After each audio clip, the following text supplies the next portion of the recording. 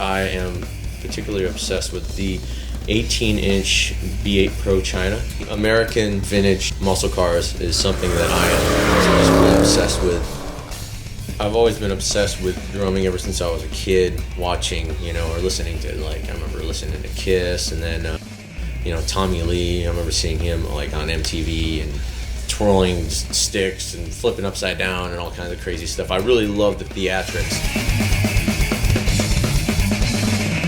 I didn't really have a lot of rock and roll in my house when I was growing up, so I listened to the radio, and whatever I would hear on the radio, I would tattoo. I wanted to start playing drums in the school band or whatever. I started doing that, and I got a practice pad, then I got a drum set, and then play and start jamming with other kids around the block and whatnot, and then just really gradually, but and eventually it got to just doing it full time. I've always bonded really close with just music and entertainment my whole life, but drumming was something I picked up, was able to learn, and really progress. I think it was more of anything because I was able to feel it, and that was just my niche. I always find inspiration everywhere. I mean, not just within music, but everything else. All sorts of different art and cinema and stuff. But drumming again is something that I just always felt like I could really. I always excelled in it.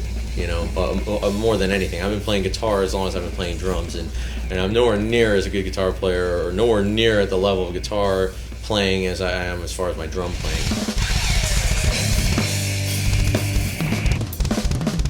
Currently in my driveway is a 71 Chevelle SS. Automobiles altogether, mainly American vintage muscle cars, is something that I am also just really obsessed with ever since I was a kid. It's a really big part of my life, just as important as my music, actually, to me. I'm really involved. I do the cruise nights, car shows, go to the track, once or twice a month. I'm into drag racing too.